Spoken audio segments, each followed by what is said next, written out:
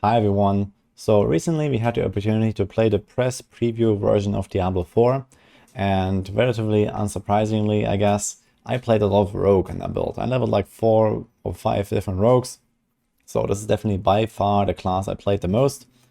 And I wanted to talk to you about how the class works, what are the strengths, the weaknesses, the different skills, and I also have some footage to show. This is not my own video footage here, this is provided by Blizzard. But as I mentioned, I've played it quite a bit, and I've tried various combinations, various build archetypes, melee, ranged, traps, all kinds of stuff. And there's definitely really cool and exciting features that the class has. So ever since they announced it with this trailer at BlizzConline in 2021, I was immediately sold on that class, especially with my history of maining the Demon Hunter in Diablo 3. And also a rogue in WoW for like a decade. So yeah, that is definitely my class. That doesn't mean I just want to play only rogue. Of course, there's lots of stuff to explore when the game actually comes out. I'm planning to play all classes, but yeah, I will definitely be mainly sticking to rogue, at least for the start, until I have tried like all the kinds of builds that are.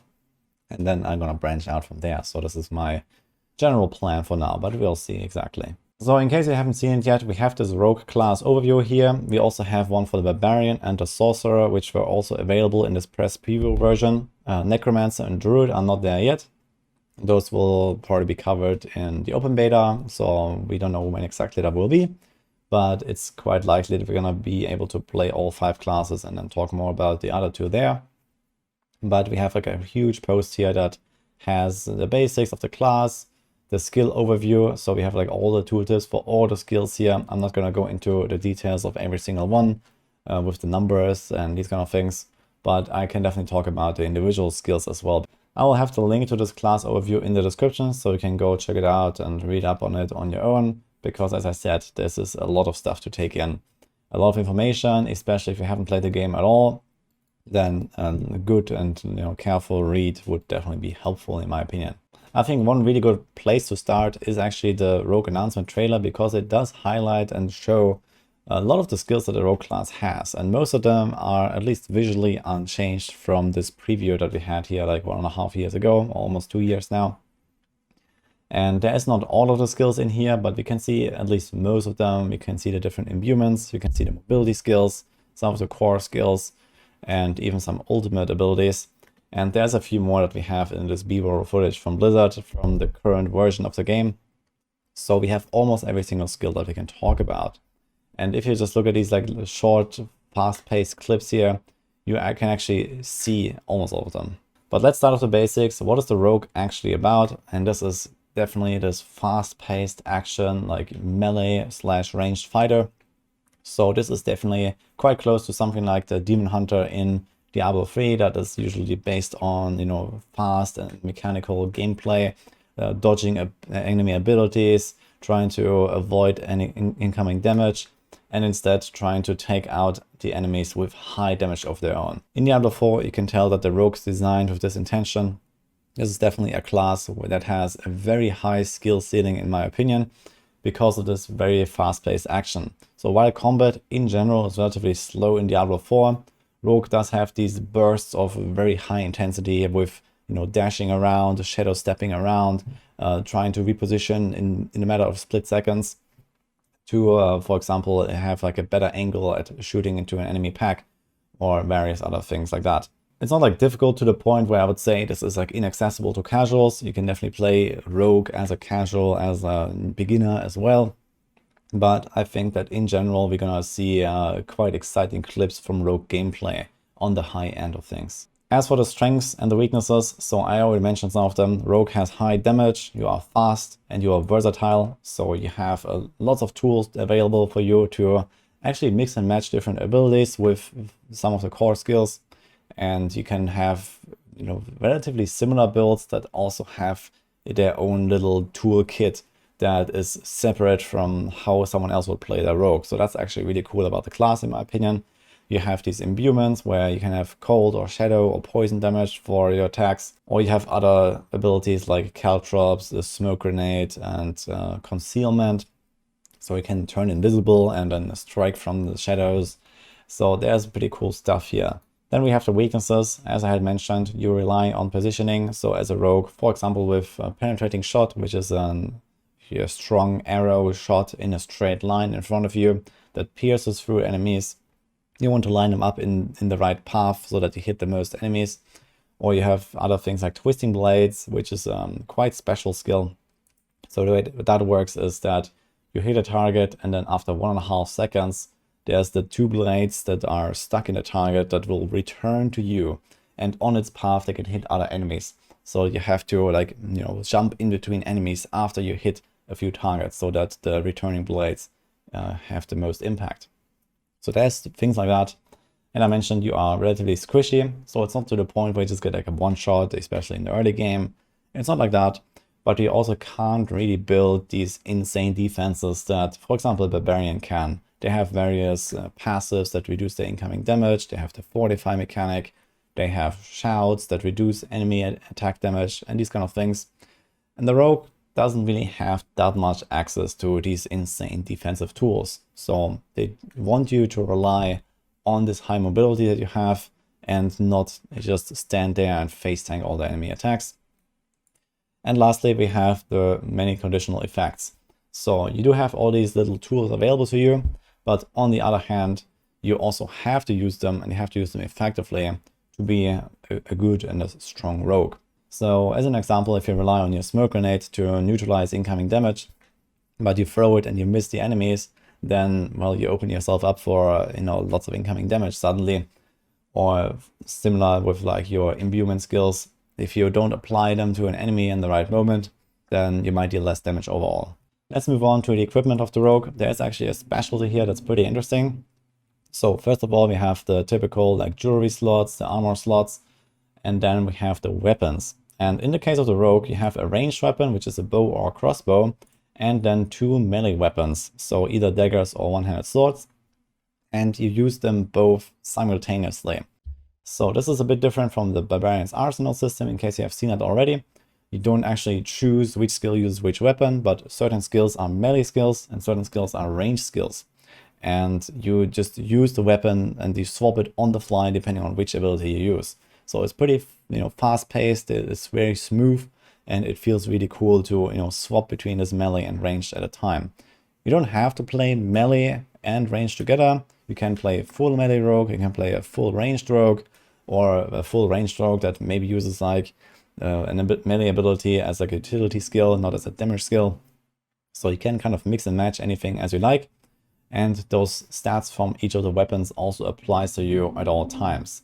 This system also makes it so that for the rogue you have more equipment slots than other classes, or most other classes at least, so that you have more tools to combine different items and legendary effects, for example, on your equipment. Let's move on to the skills. So this is definitely the biggest part here.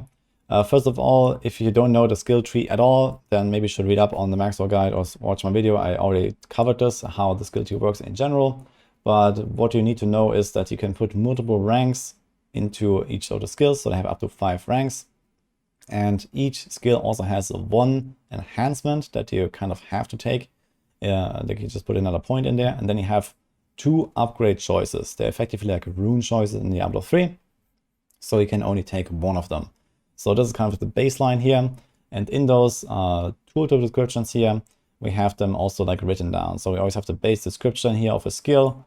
Then we have the enhancement, and then we have the 2 upgrades, and you can only have 1. The first cluster of skills for any class is the basic skills, and then comes the core skills, and then usually have like a few more skill clusters that are class specific, going towards like defensive skills, utility, mobility, and then you have the ultimate skills and the ultimate passives. So this is how the skill tree works in general.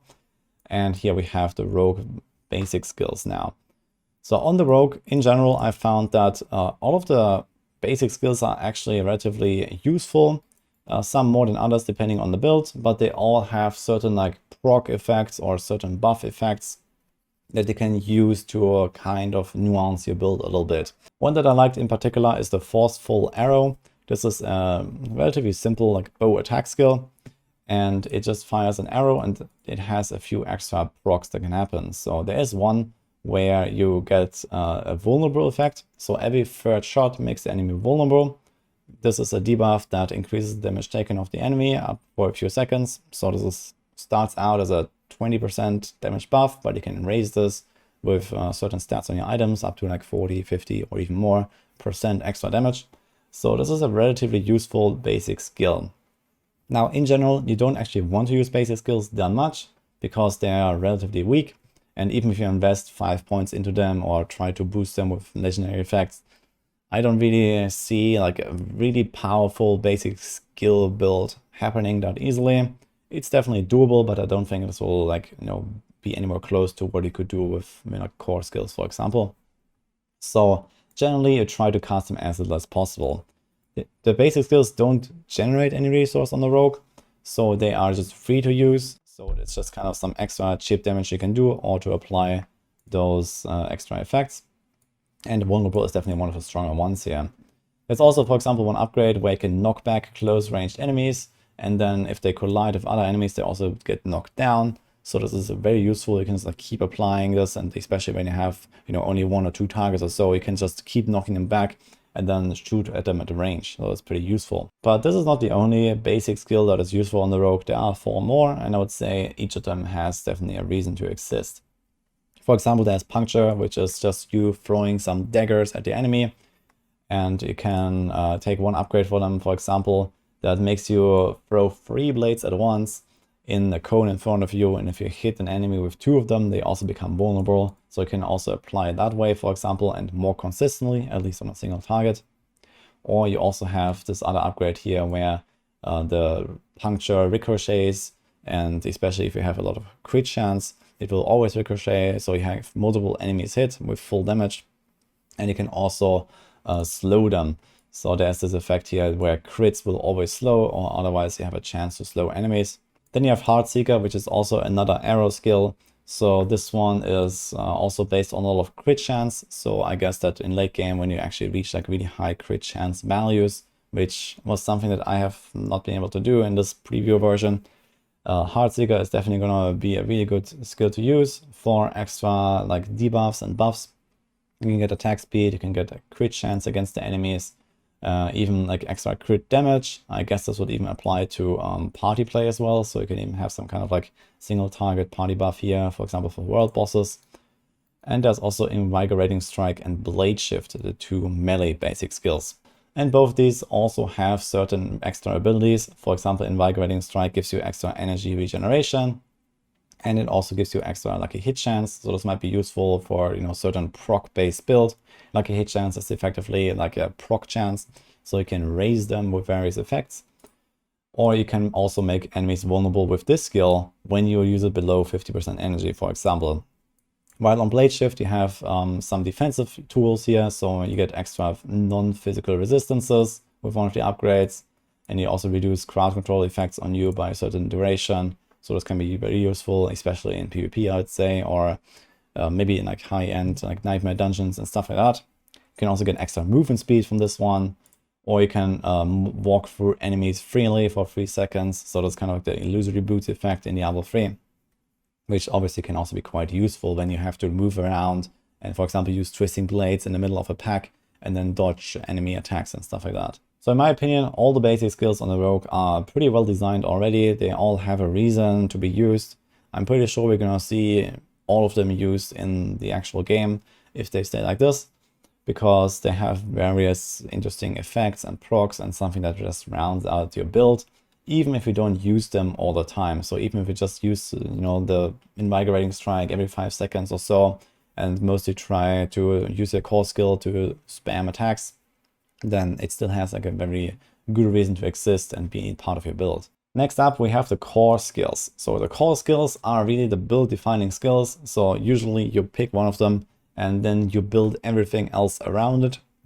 So that's kind of how it works, at the very least on Rogue, because you don't really have much else in terms of like consistent DPS skills. So any one of those 5 skills is going to be like your main ability that you use, with the exception maybe of like a poison trap rogue. So you definitely have at least one more archetype on the rogue that goes in that direction. But in general, you're going to use one of these 5 skills. So barrage, rapid fire and penetrating shot as a bow skill, or flurry and twisting blades as melee skills. And this is kind of the heart. So this is why they call it core skills. And compared to, for example, sorcerer, you cannot really do much without any of your core skills. The cool part about those core skills is that they all feel very different and they all have different mechanics to build around. So it's not like you have the flurry rogue and it's going to be like the cookie cutter build, and then you have the barrage rogue and there's only this one setup you can play with them.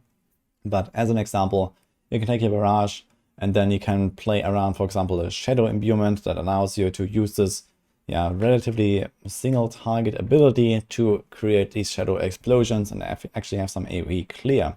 So you can take flurry and then combine this with one of the various imbuement skills, cold, poison, or shadow, to, for example, have some crowd control or a dot effect that you apply, or the just shadow explosions that you can see in some of the footage as well.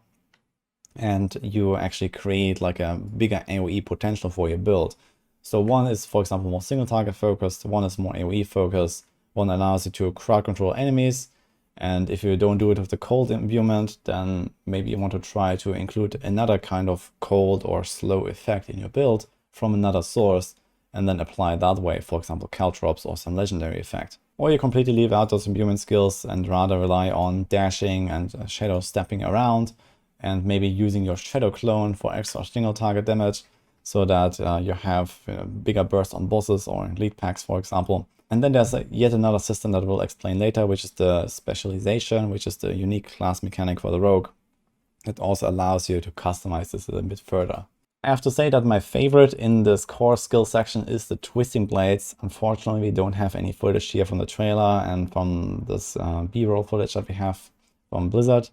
I think this skill didn't exist yet back when they made the Rogue announcement trailer. I gotta say, this is absolutely the most fun I've had on a Rogue. So at the start, I was kind of like writing this off as garbage. But then when I tried it as like the last skill to try on the entire class, I fell in love with this immediately. So it just feels so amazing. And especially once you have, certain tools available with like really high mobility and some movement speed and these kind of things, you can really use the skill to its full effectiveness. You can zap around and you have these blades flying after you, destroying everything in their path. You have this cooldown reduction proc that makes everything even more fast-paced, and you can zap around even more. So lots of cool stuff here on that skill. I think this is going to be very powerful, but also very difficult to use. So this is definitely one of those like very high skill ceiling abilities here. The only skill that I was not impressed with at all is rapid fire. I think this just needs at the very least some big buff or maybe some extra effect or so. So there are two bow skills that are relatively similar, which is barrage and rapid fire. So barrage basically spreads out a few arrows in front of you in like a small cone, and rapid fire just shoots all of them in a straight line. So you have like multiple arrows, and they have a bit of a different like scaling mechanism. For example, rapid fire synergizes very well with extra crit chance, extra crit damage. But personally, I didn't really feel as good with rapid fire as I did with barrage. It just seemed to have less utility because most of the time you need some kind of combination of single target and AoE damage. And barrage solves this issue quite well, where rapid fire is too much single target for my taste, and it didn't really seem to have anything like to offer for extra AoE damage. So you could combine this with, for example, Shadow Imbue for the explosions, but I've tried it, and with some rather long cooldowns, I was not really performing that well with it. But maybe there's going to be other tools available to really make it scale up. And as I said, with this high crit chance and crit damage scaling that the skill has, it's definitely going to be a contender for late game. Let's move on to the agility skills. So we have 3 of them on the rogue, and these are for mobility. We also have seen them in the trailer. The number 1 ability by far is dash. So dash is something that I literally put into every single rogue build that I've played. It just feels amazing to use this skill. It has 2 charges on a 10-second cooldown that can be reduced with extra ranks. So if you put it to rank 5, it's 8 seconds, and then you can get even higher ranks to maybe go down to 7 or 6 seconds, and then even stack some cooldown reduction. So you can make it relatively short. And since you sometimes have downtime between enemy packs, it's usually ready with at least 1 charge when you engage. And on top of this, you can also just use it for mobility. You can just use it when, walking around in the open world to go a bit faster. You dash like, maybe around half a screen or so to the side. And you also engage and maybe apply some debuff to the enemies already. Generally, I was just using this with like a 1 point, no upgrades, no enhancement, nothing. And just moved on the skill tree to other like more DPS heavy skills, for example. And this was totally fine. But as I mentioned, some investment, at least in the late game, is definitely good here. So if I had to pick one skill that is really like the signature skill for the rogue, it is dash in my opinion. And it's probably no coincidence that this is also the first skill shown in the rogue announcement trailer. Next we have Shadow Step. So this is definitely a very good mobility tool, especially for melee builds and for any kind of speed running and challenges and stuff like that. You get 50% extra movement speed for 2 seconds on use. You can reduce the cooldown by 3 seconds with one of the upgrades, so it's like a 6-second cooldown, which is not really bad. And it has a really long range. So if you have an enemy like somewhere in the top left corner of your screen, you can Shadow Step to it, and even like Shadow Step down cliffs or up a hill and potentially save a walk of like 10 or 20 seconds around some obstacles to get there. So especially in open world content, this skill felt superb. And I was using this quite a lot, especially on the meta builds, but even on some of the range builds. And again, this is a bit like dash. You can also just go with literally 1 point into the skill and just move on. And maybe later you can also respec this 1 point if you do dungeons, for example, and then take something else because you might not really need the Shadow Step there. But it definitely has a really cool feeling in the open world in particular. And the last skill in this category is Caltrops. So you throw some traps on the ground and jump backwards on them, and you have this like slow area in front of you. This is relatively useful, I imagine, for like late game, for like really hard and difficult content, when you are just kiting enemies and try to have to avoid one-shots. So I didn't really seem that impressed with it in the early game. This is definitely something for down the line, I guess, when you really care much more about crowd control and not getting hit and these kind of things. But it does have great utility. It comes with only a cooldown cost, again with 2 charges, and you can actually have like a pretty large area covered with those caltrops. This caltrop skill is in the agility category together with dash and shadow step, which are much more clearly mobility skills than this one. I think this is much more of like a utility skill than it is used for mobility. You don't actually use this jump to go anywhere. This is just like part of the skill, and I gotta say, in some cases actually not exactly what you want to do, because it has a relatively long animation. Next up we have the skill category of Subterfuge Skills. So this is really like this toolkit of like extra stuff that you can use in the build, especially if you don't want to use the Imbuement Skills that come after this. So we have some defensive skills, we have some crowd control stuff, we have the concealment there where you go invisible. So yeah, you can just choose like 1 or 2 of these skills and basically put them in almost any build, and they just help you out with various effects. For example, Dark Shroud, I really like that one. I put this in most builds, especially the ranged builds. So when I was playing with like bow, you have like a shield around you with 5 shadows, and they give you extra damage reduction the more you have of them. And whenever you get hit, you lose one of those shadows. So it gives you this kind of one-shot protection against big hits, especially in boss fights, against elites, and especially when you're pretty good at dodging enemy attacks. This is very useful. For meta builds, not that much, but it does have this extra movement speed upgrade, which I found very nice. Movement speed is just very hard to come by in general, and Dark Shroud is a very good tool to get it, especially when you're doing like open world content and speed running and stuff like that again. Next we have the Smoke Grenade. This is a very powerful crowd control ability. It has a lightning fast animation, so it just like flies out instantly and boom, and it's effectively like a 4-second or longer like stun in AoE at range that you can use whenever you want. And it also has extra utility, like it increases damage taken of enemies, and you can even reset the cooldown of it with certain proc chances, so that you can use it even more often. So you can use it like almost any monster pack, or at least any like kind of dangerous monster pack. You just throw it in there on like, some of the bigger guys, some of the elites, and then you just deal with everything else while they cannot do anything, basically. Very good skill. Here's the Poison Trap. So I didn't really find that much use for this, but it definitely goes into a poison, trapper, rogue archetype. There's also an ultimate skill, the death trap, that is very good, and that really synergizes with the poison trap. So you can definitely make some stuff work here. There's also this immobilize enhancement. So if you want to use it as a ranged rogue, you can maybe throw the trap or even the caltrops and then the poison trap on top of it to really keep enemies away from you. I didn't really try this combo that much, but as a DPS skill, yeah, it is fairly okay. And it definitely goes into like some dot poison archetype. And lastly, we have concealment. This is actually a pretty useful skill. So I was not really convinced of this whole stealth mechanic at the first, but later on I actually did like it a lot more because it has a bunch of utility baked in. So first of all, you get 25% movement speed for 4 seconds. So this is very nice in general. You get extra energy when you enter, so you can refill it really quickly. So for example, you finish a pack, you press concealment, you can run to the next pack faster, and you arrive with full energy. And also both the upgrades are relatively useful. So you either apply vulnerable for free with your first attack, so especially if you use like a big area of effect attack, that's quite nice. Or you have a guaranteed crit. So this is also something that's going to be quite useful, especially once you have enough crit damage stacked. And there's various ways to get crit damage. So you can have like this big like ambush from the shadows and basically destroy an entire pack or most of it with one shot already. Here come the Imbuement Skills. So they are also like extra tools you can stick into your build, and they synergize with mostly the core skills.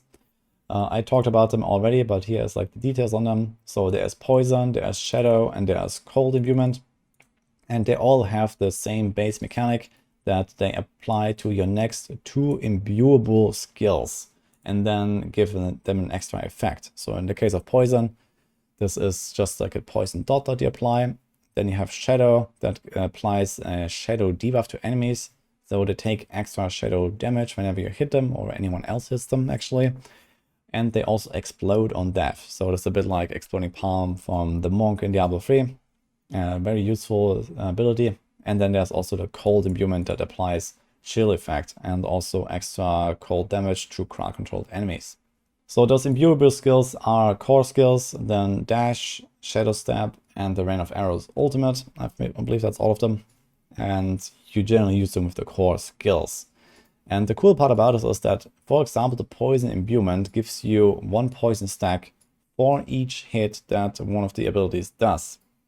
So, for example, Flurry or Barrage or Rapid Fire can apply multiple poison stacks with 1 charge of Poison Imbuement. So, for example, Flurry hits 4 times, you can get 4 poison stacks and then 4 poison stacks again for a total of 8 instead of just 2 if you were using it with another skill that only hits once. So there are some kind of natural synergies here, for example, the Poison with the Flurry, but most of these imbuement skills definitely have enough utility of their own to be combined with almost any of the core skills.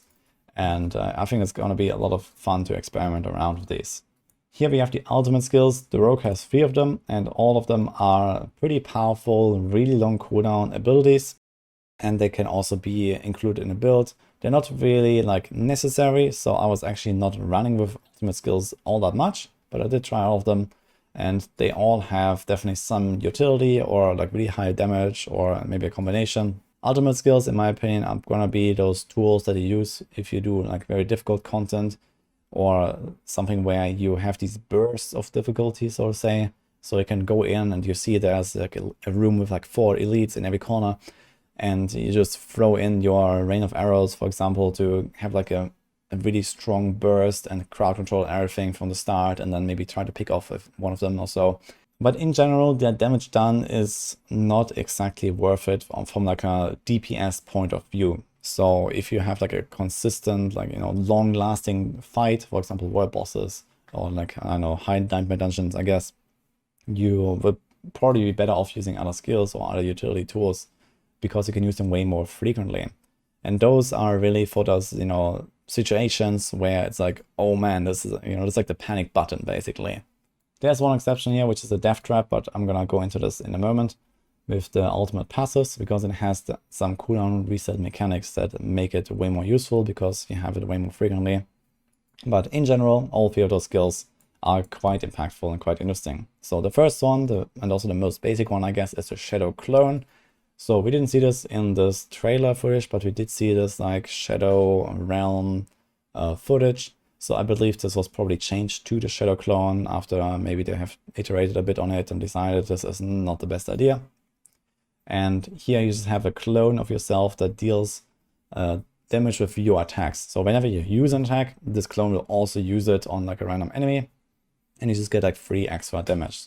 So this is especially useful in those like, you know, elite fights and boss fights, where especially as on the boss fight there's only one enemy, so the Shadow Clone cannot really go around and hit the wrong target and stuff like that. And you get like just straight up more DPS, very good. Then you have Rain of Arrows. So I was not really warming up to this skill that much. It feels really cool, it looks really cool, and it does have some relatively good utility with this knockdown. So the way the skill works is that you cast it, and then there's those 2 waves of arrows going over the area, and the second one knocks enemies down. But what I found is that the second wave just comes a bit too late, and especially when you have this, you know, moment where, okay, now I need to do something, I need to crowd control this or else I'm gonna die. Then use the skill, and it has a relatively long animation, and then you wait for the second wave to go over them to knock them down for a few seconds. It just is too slow, basically. And on top of this, it also doesn't really do all that much damage, so it has mostly this kind of utility. You can combine this with Imbuement Skills, so you can actually imbue it, and they also have increased effect. So you can apply like a really strong poison or a really strong freeze or something like that. So this is also going to be helpful in that regard. But yeah, for now I was not that impressed by Rain of Arrows, but maybe that will change with like more in-game testing. And then we have Death Trap. So Death Trap is actually really good on its own. It deals pretty high damage, it pulls in enemies, so this combines well with, for example, the Poison Trap, or even other effects like the Shadow Imbuement. You can apply the Shadow Imbuement to various enemies, you pull them together with the Death Trap, and then they all explode and explode on each other, and everything just pops. So really cool stuff here, and pulling enemies in general is something you cannot do that easily. This is actually the only ability that I saw on the rogue that can do that. And in addition, I'm gonna jump over to the ultimate passives here. There is one passive that synergizes with those traps and the trap playstyle, where you can reduce the cooldown of your traps by 25% with a proc. So all traps actually have cooldowns, the Poison Trap, the Caltrops, and the Death Trap. And if you combine this with this passive, then you can reset it really, really quickly. So this is actually going to be a skill that you can use probably pretty much every fight, or, you know, every big monster pack or so, maybe even multiple times, and then get this pulling effect, get this high burst damage, and I think it's going to be pretty nice. And since we're already here in the ultimate passives, there are a few more ones that generally define your build in a certain way. So in the case of the rogue, you have one that is like specially for melee rogues, there's one for ranged rogues, there's one for trap rogues, there's one for melee and range combo, and then there's also like one more generic one, which is Victimize, that can be used for pretty much anything. You can choose only one of those ultimate passives, and in general you're gonna have this kind of like pre-selected already, I guess, depending on which core skill you chose, because you cannot really combine the precision with a melee skill, for example, or the momentum with a range skill. So it comes down to what skill you're using in the end. But each of these ultimate passives is very impactful, so they have really strong bonuses. For example, this momentum, you get 20% damage reduction, 30% energy regeneration, 15% attack speed. This is insanely powerful for literally one skill point, and you just need to find a way to proc it. So in this case here, you need to hit a stunned, immobilized, or frozen enemy, or any enemy from behind. So you can actually try to get this momentum just by attacking enemies from the right angle, for example, Shadow Step, or literally running behind them and attacking them. Or you have some of these crowd control effects in your build, and there's many ways to do that. For example, this frozen you can get from the Caltrops with the upgrade, or you can get it from the cold imbuement, or you can get it from some item procs, and the same with any of these basically. So it gives you multiple tools to use to try to get this effect, and then you get like this really powerful effect. You just need to choose one of them. And it works kind of similar here with some of these other ultimate passives. So for example, close quarters combat. So it rewards you when you use a ranged and a melee skill together in a cycle of 8 seconds. And then it gives you this proc chance here to get a lot of energy and deal extra damage when you hit crowd-controlled enemies. And crowd control can be a lot of things. So this can be, again, frozen, immobilize, and stun, like we just saw. Or it can be slow, chill, even the daze from the smoke grenade. So pretty much anything that interacts with loss of control in any way. And yeah, there's many ways to do this. Then you have the precision here. So this is definitely for this kind of like archer fantasy, I guess. So it has a lot of synergy with extra crit chance and extra crit damage. Then you have like this guaranteed crit that deals more damage. So I can maybe even time this when you have full 5 stacks. And the last one here is the victimize. So this is basically a bit like area damage from Diablo 3, where you create an explosion around the enemy that you hit.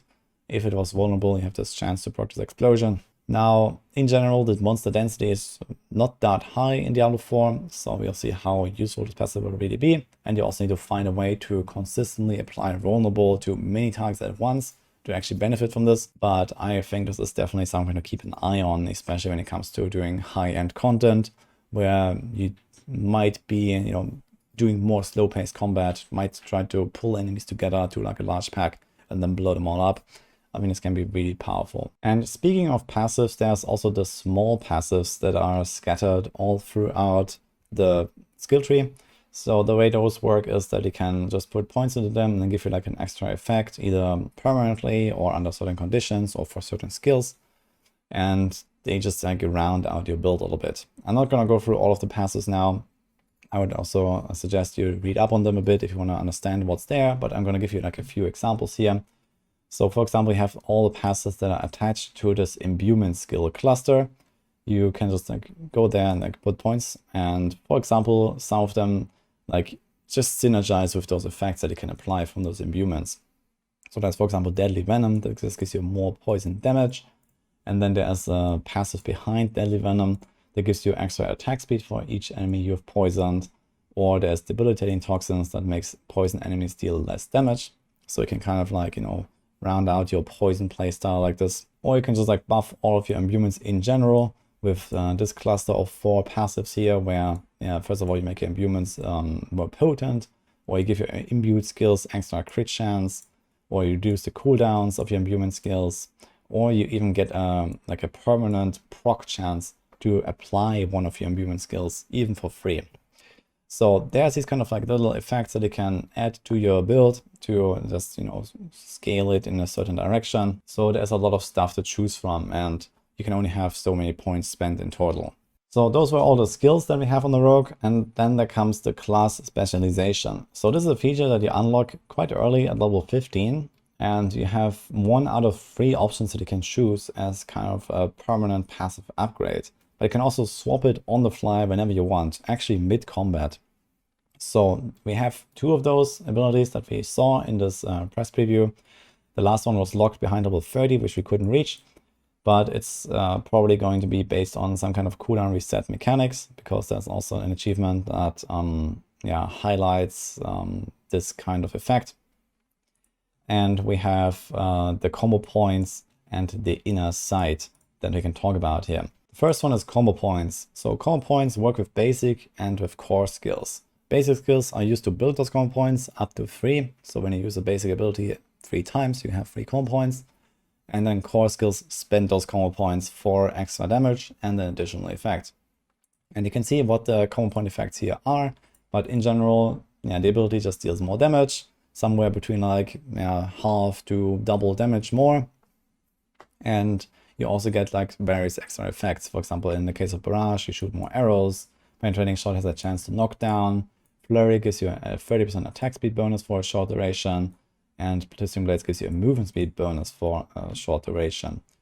So this is pretty neat, especially on like a relatively slow-paced gameplay. So when you use, for example, these Imbuement skills, and I was trying this, for example, with Penetrating Shot, I was using some basic skill to build 3 combo points, and then have like a really big penetrating shot just shoot through the pack, and it would like basically one-shot most of the pack in one go, maybe not the elites, and then I just do like another round, and everything is gone basically. and you combine this with, for example, a cold imbuement or a shadow imbuement to get extra damage or extra AoE. So that was a really cool combo. This flurry one is pretty nice with the attack speed bonus because this applies to all of your attacks. So this allows you to, for example, build those combo points faster as well. And maybe even combine this with some other stuff like extra procs that you can get from some legendaries and stuff like that. And then they also have Twisting Blades that gives you this insane movement speed bonus. 60% is no joke in Diablo 4. There's basically nothing that comes even close to that in terms of like a singular movement speed bonus.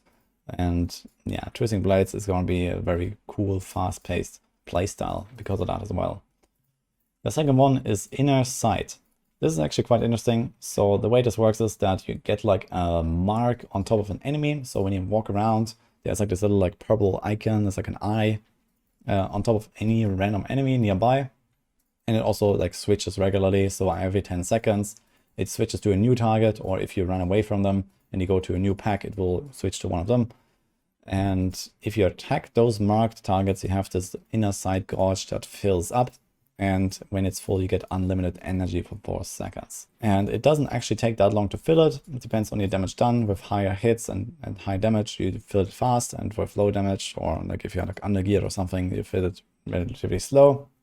But in general, this procs something like every 5 to 20 seconds, I would say, depending on if you actually hit the right targets all the time, how much damage you deal. So you do get this proc quite regularly, and in boss fights in particular, you get this pretty much all the time because you only hit this one target all the time, and you have almost infinite resources. So this feels really amazing. And for example, you can play a build that relies on combo points, and then you can swap it on the fly. You can just go and change the Inner Sight in your menu. It's like 1 second. And you have this effect, for example, for the boss fight. But even if you don't do this swapping around, each of these 2 or well 3, I guess, with this one, different specializations is quite impactful for your overall gameplay and how you build a character. So obviously, when you have Inner Sight, you can pay way less attention to, for example, energy recovery, energy procs, something that allows you to spam your abilities more, because you have this effect doing that for you effectively. While on the other hand, you have combo points here that allows you to, have this more strategic play style where you set up this really big shot and then annihilate everything with like a free combo point penetrating shot, for example. Personally, I gotta say this class specialization feature, even though there's only those 3 options, it feels really cool, and it's definitely another really important building block for your character, and then something to take into consideration whenever you make other choices with your skills or your items. Let's go back to the rogue overview. Here we have a little section about the attributes. So what you need to know about attributes is that the bonuses are always the same, but they can be swapped around to different attributes depending on the class. So the defensive effects in particular are always the same. So strength always gives armor, int always gives aura, and dex always gives dodge, and I think willpower always gives healing received and overpower damage. So this is always fixed, but then there's these offensive effects that are swapped around. So in the case of strength on the rogue, you get resource generation here. Then you have int that gives you crit chance, and then you have dexterity that gives you skill damage. And dexterity in general is probably considered like the main stat, because it's also what you start with of the most with.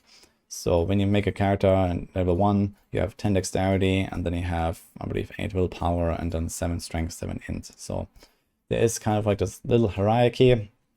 In the end, it does not really matter that much. There's not like any kind of like, this is the only stat that you want to stack mechanic. But it definitely is quite clear that willpower is by far the worst here, and dexterity is probably slightly better than the other 2. So there is kind of a hierarchy there, but it's not like you can only have this and none of the others. And finally, here we have a section about the legendary powers. So this is mostly what we gathered from the Codex of Power. So this is a system that allows you to craft legendary aspects onto rare or other legendary items. Basically whenever you want for a cost after you have unlocked them. So we have an article here explaining this whole system, but you can just see like the general direction that these rogue legendaries take. For example, you deal more damage to stun enemies, you take less damage from crowd controlled enemies.